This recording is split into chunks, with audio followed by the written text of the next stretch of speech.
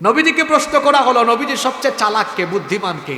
নবীজি কি উত্তর দিয়েছেন শুনেন। নবীজি বলেছেন, আকসারুহুম যিকরাল লিল মাউতি ওয়া আশাদ্দুহুম ইসতি'দাদাল লিল মাউতি ক্বাবলা নুজুলিল মামাত।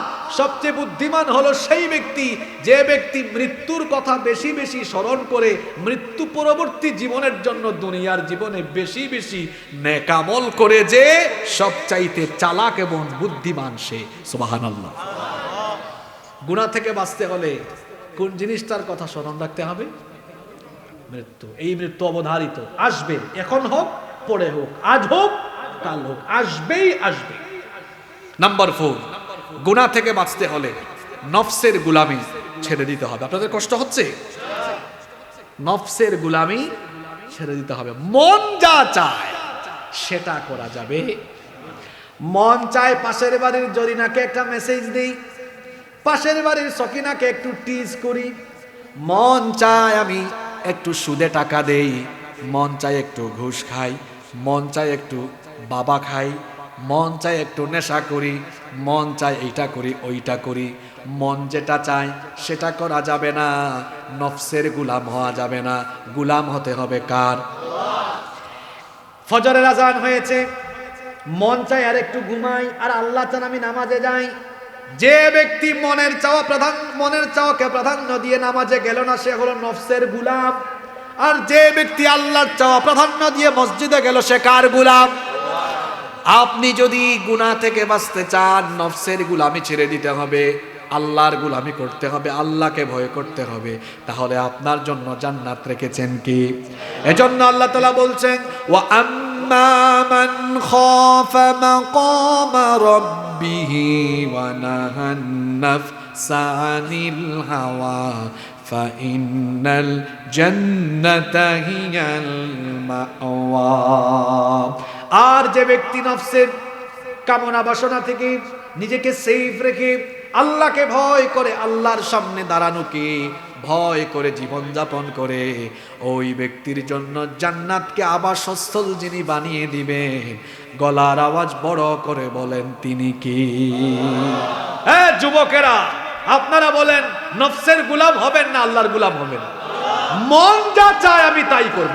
মন চায় একটু ডিজে স্টাইলে মোটরসাইকেল চালাই। এখন বেশিরভাগ ছেলেরা মোটরসাইকেল অ্যাক্সিডেন্ট করছে। আমার এলাকার এক ছেলে মোটরসাইকেল অ্যাক্সিডেন্ট করে আজকে 11 দিন চোখ বন্ধ, এখনো হুশ আসে। তার মা বাপ পাগল হয়ে যাচ্ছে। এই ঢাকা চিটাগং হাইওয়েতে আমরা প্রায় সময় যাতায়াত করি, কেমনে যে চালায়, একবার ডাইনে কাইত আর একবার বামে কাইত। মোটরসাইকেল অ্যাক্সিডেন্ট বড় মারাত্মক, মাথার খুলি উড়ে যায়, মারা গেলে হাত পা একদিকে, মগজ একদিকে, এরকম অবস্থা হয়। বেঁচে থাকলে পঙ্গুত্ব বরণ করে। সেদিন নোয়াখালীতে এক মাহফিলে গিয়ে দেখি এক ছেলে 21-22 বছর বয়স, পা একটা নাই। বললাম কি হয়েছে? কয় অ্যাক্সিডেন্ট হয়েছে মোটরসাইকেল। যুবক ভাইদেরকে বলছি, এত তাফালিং করো না, এত পাকপাকুম করে গাড়ি চালায় না। রহমানের বান্দারা ভদ্র হয়ে চলাফেরা করে। ওয়া ইবাদুর রহমানিল্লাযীনা ইয়ামশুনা আলাল আরদি হাওনা। রহমানের বান্দা হলো তারা জমিনের বুকে নম্রতা ভদ্রতার সাথে বিচরণ করে। যারা মুরব্বী রাস্তায় দাঁড়ায় আছে, মুরব্বীর পাশ দিয়ে দেখা যায় মোটরসাইকেল হুট হুট করে চালায় চলে যায়, আছে না নাই? তো গতিবেগ কমাও, ধীরে ধীরে চলাফেরা করো। মন যেটা চায় সেটা করা যাবে না। গুনাহ থেকে বাঁচতে হলে নফসের গোলামি ছেড়ে দিতে হবে। 5 নাম্বার, এটা বড় গুরুত্বপূর্ণ কথা। 5 নাম্বার, গুনাহ থেকে বাঁচতে হলে একা একা থাকা বন্ধ করতে হবে। একা একা থাকা যাবে না। একা একা থাকলে শয়তান ধরে বেশি। এখন বাবাদেরকে বলছি, আমার চাচারা কি আমাকে শুনতে পাচ্ছেন? বাড়ি থেকে মায়েরাও শোনেন, আপনাদের ছেলেকে মেয়েকে, অবিবাহিত ছেলে মেয়েকে একা রুমে ঘুমাইতে দিবেন না, অনষ্ট হয়ে যাবে। আমার দিকে তাকান, কি হয়ে যাবে? আপনি যদি 2-3টা ছেলে থাকে, সিঙ্গেল 2-3টা খাট দেন, তোরা 2 ভাই একসাথে এক রুমে 2 খাটে ঘুমা। তখন বড় ভাই ছোট ভাইয়ের লজ্জায় সে রাতের বেলা মোবাইলে আজে বাজে কিছু করবে, ছোট ভাইও বড় ভাইয়ের লজ্জায় কিছু করবে। মেয়ে 2টা থাকলে 2টারে এক রুমে রাখেন। এখন যদি একটা একটা হয় তখন কি করবেন? হয় আপনি নিজে থাকেন ছেলের সাথে, বা মেয়েকে মার সাথে রাখেন, অথবা ছেলেকে একা রুমে রাখলেও বলবেন এই দরজা লাগায় ঘুমাইতে পারবি না, দরজা খুলে ঘুমাবে। বুঝতেছেন? সন্তানকে যদি আপনি সঠিকভাবে লালন পালন না করেন, এই সন্তানের কামাই খাইতে পারবেন না। এই সন্তান আপনাকে বৃদ্ধাশ্রমে পাঠাবে, ঘাড় ধাক্কা দিয়ে ঘর থেকে বের করে। অনেক জায়গায় গেলে বলে হুজুর মা বাবার খেদমতের ওয়াজ করেন। কি আর মা বাবার খেদমতের ওয়াজ? বাংলাদেশে আগে ওয়াজ হওয়া দরকার সন্তান কেমনে লালন পালন করতে হবে। কেউ যদি সন্তান ঠিক মতো লালন পালন করে, ওই সন্তান মা বাবার সাথে জীবনেও বেয়াদবি করবে না, মা বাপকে মাথার তাজ বানায় রাখে। নিজে আগে বাপ হিসাবে হক আদায় করে, মা হিসাবে হক আদায় করেন। ছেলে মেয়ে যেভাবে গাইড করা দরকার, মানুষ করা দরকার, সেভাবে করেন। এই ছেলে মেয়েরা নষ্ট হবে না ইনশাআল্লাহ। এবার আমি যুবক ভাইদের কথা বলি। আমাদের সাথে অনেক যুবক ভাইয়েরা মিশেন, তারা বলেন হুজুর মনের কথাটা বলেই ফেলি, আমি পর্নোগ্রাফিতে আসক্ত হয়ে গেছি, ছাড়তে পারি না, চাইলে ছাড়তে পারি না। রাতের বেলা মোবাইল হাতে নিয়ে আজেবাজে জিনিস দেখতে মন চায়। তাদের জন্য ওষুধ হলো ভাই, যেহেতু একা থাকলেই মাথায় শয়তান চাপে, একা থাকিয়েন না। অনেকের মা বাবা দুজনেই চাকরি করে, একা থাকে, তো তারা কি করবে? তাদেরকে বলবো এলাকায় এলাকায় বিভিন্ন ছেলেরা সামাজিক অনেক কাজ করে, অনেক কাজ করে না, রক্তদান কর্মসূচি, মাহফিলে স্বেচ্ছাসেবক দরকার, ওই রকম কাজে যান। অথবা এখন আরেকটা জিনিস দেখবেন, ছেলেরা খেলাধুলা ছেড়ে দিয়েছে। ফুটবল, ক্রিকেট বা অন্যান্য খেলাধুলা আমরাও ছোটবেলায় খেলেছি। আপনি ফুটবল খেলতে পারবেন, সতর ঠিক রেখে খেলেন, কোনো অসুবিধা নাই। বা বিভিন্ন ধরনের খেলাধুলা আছে, এগুলো শরীরকে ফিট রাখে। এখনকার তরুণ যুবক অনেকে আছেন, এরা তরুণ বয়সে তরুণ হলেও এরা কিন্তু আসলে বুড়া, মানে বুড়া মানুষের চাইতেও আরো খারাপ। কোনো এনার্জি নাই, শরীর পানির মতো হয়ে গেছে, সারাদিন মোবাইলের দিকে তাকায়, সারাদিন মোবাইলের দিকে তাকায়, ফিজিক্যাল এক্সারসাইজ নাই, এদের ফিজিক্যাল কোনো ফিটনেসই নাই। একা একা থাকবেন না, একা একা থাকলেই দেখবেন গুনার চিন্তা মাথায় আসে। 6 নম্বর, গুনাহ থেকে বাঁচতে হলে গুনাহের যে উপকরণ আছে, গুনাহের উপকরণ থেকে আপনি দূরে থাকবেন। গুনাহের কিছু উপকরণ আছে, সবার রোগ একরকম নয়। যেমন কারো কারো আছে ফোন হাতে নিলেই গুনাহ করতে ইচ্ছা করে, তো রাত 11টার পরে ফোন আপনি ড্রয়ারে রেখে দেন, নিজের কাছে রাখবেন না। কারণ অনেকের রোগ আছে, রাতের বেলা সে পর্নোগ্রাফি দেখে ফোন হাতে থাকলে। অনেকে আছে পত্রিকা হাতে নিলে খালি বিনোদন পাতা দেখতে মন চায়, কয়েকদিন পত্রিকার পাতা দেখা বন্ধ করেন। টিভি খুললেই সিনেমা দেখতে মন চায়, কিছুদিন টিভি দেখা বন্ধ করেন। অর্থাৎ গুনাহ করার উপকরণ থেকে আপনি যদি দূরে থাকেন, তাহলে দেখবেন গুনাহ থেকে বাঁচতে পারবেন ইনশাআল্লাহ। 7 নাম্বার, ইন্টারনেট আর প্রযুক্তির অপব্যবহার থেকে নিজেকে সেফ রাখেন। বর্তমানে চরিত্র বিধ্বংসী সবচাইতে বড় উপাদান হলো ইন্টারনেট আর মোবাইলের অপব্যবহার। আজকের একটা ঘটনা বলবো। আমি রাজশাহী ছিলাম, রাজশাহী থেকে আসতেছি ঢাকায় ফ্লাইটে। তো রাজশাহীতে অ্যাডমিশন টেস্ট চলছে, বিশ্ববিদ্যালয়ে ভর্তি পরীক্ষা আজকেই শেষ হলো। তো আমার সিটের পাশে এক ছেলে আর আরেক মেয়ে, দুজনেই ইউনিভার্সিটি অ্যাডমিশন টেস্ট দিয়েছে, কেউ কাউকে চিনে না, জানে না, আগের কোনো পরিচয় নেই।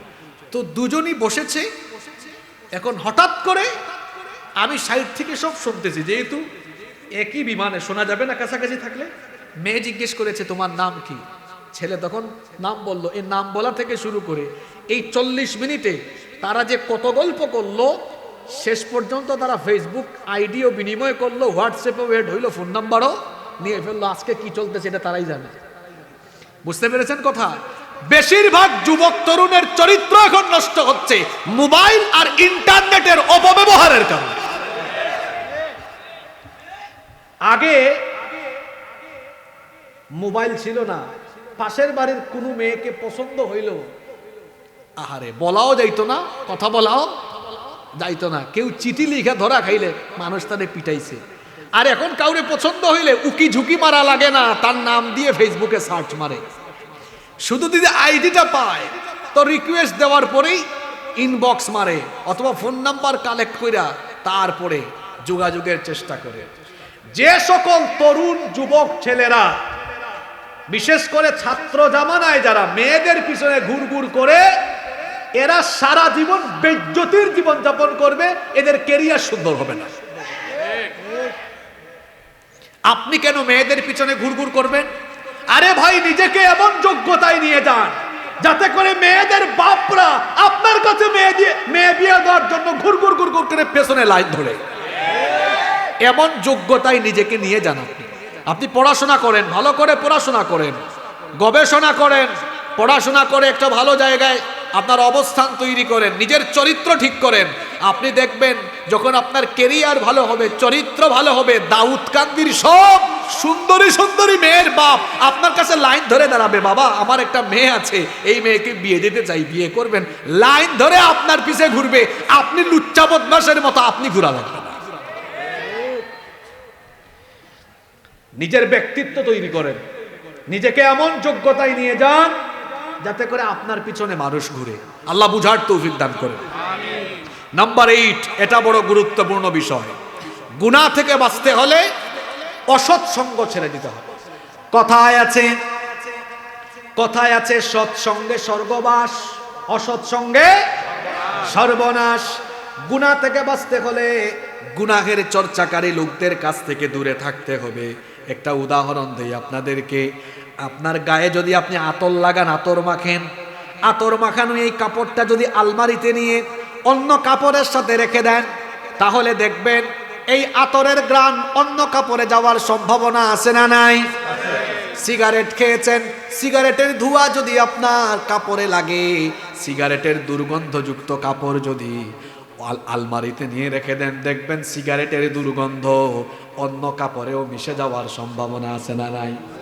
এই উপমা দিয়ে বোঝাতে চাইলাম, খারাপ জিনিসের সঙ্গে থাকলে খারাপের গন্ধ আসে, ভালো জিনিসের সাথে থাকলে ভালো জিনিসের গুণটা আসে। দেখবেন যারা সিগারেট খায়, যারা সিগারেট মাত্র খেয়ে ফেলে দিয়েছে, ওর হাতের সাথে মুসাফাহা করে দেখেন, হাত মিলায় দেখেন আপনার হাতে সিগারেটের গন্ধ। আর আপনি আতর লাগিয়েছে, এই যে আমি একটু আগেও আতর লাগিয়েছি, এখন আমার হাতে আতরের গ্রাণ আছে, আপনি যদি আমার সাথে হাত মিলান আপনার হাতে আতরের গন্ধ লেগে যাবে। তাহলে বোঝা গেল ভালোর সাথে থাকলে ভালো, খারাপের সাথে থাকলে। অসৎ ব্যক্তিদের সাথে থাকবেন না, আজে বাজে মানুষের সাথে চলাফেরা করবেন না। তোমরা যারা ছাত্র পড়াশোনা করো, ক্লাসের ভালো ছাত্রকে তোমার বন্ধু বানাও, তার সাথে গ্রুপ স্টাডি করো। যারা ব্যবসা করেন ভালো ব্যবসায়ীর সাথে বন্ধুত্ব করেন, ভালো ব্যক্তিদের সাথে থাকেন, তার সহবতে থাকলে তার ভালো ভালো গুণগুলো আপনার মধ্যেও প্রভাব ফেলবে। আর আপনি যদি অসৎ ব্যক্তিদের সাথে চলেন, কিয়ামতের দিন এটার জন্য আপনাকে আফসোস করতে হবে। এজন্য আল্লাহ তাআলা কোরআনে কারিমে বলেছেন, ইয়াউমা ইয়া'আদ্দুল-যালিমু আলা ইয়াদাইহি ইয়াকুলু ইয়া লাইতানি ইত্তাখাযতু মা'আর রাসূলি সাবিলা। এই আয়াত আজকে অনেকের জন্য নতুন। যুবকেরা শোনেন, আল্লাহ বলছেন যারা দুনিয়ার জীবনে আজে বাজে ব্যক্তিদের সাথে চলাফেরা করবে, কিয়ামতের দিন দুই হাত কামড়ায়া কামড়ায়া আফসোস করে বলবে, হায় হায় হায়, আমি যদি অমুককে বন্ধু না বানাইয়া রাসূলের তরিকা যারা অনুসরণ করে চলতো তাকে যদি বন্ধু বানাতাম, আজ আমি হাসরের মাঠে আফসোস করা লাগতো। সময় যাওয়ার আগে সময় কাজে লাগা। আর যুবকদেরকে বলছি বিশেষ করে এই কথাগুলো, এই বয়সে শক্তি বেশি, তারুণ্য বেশি, যৌবন বেশি।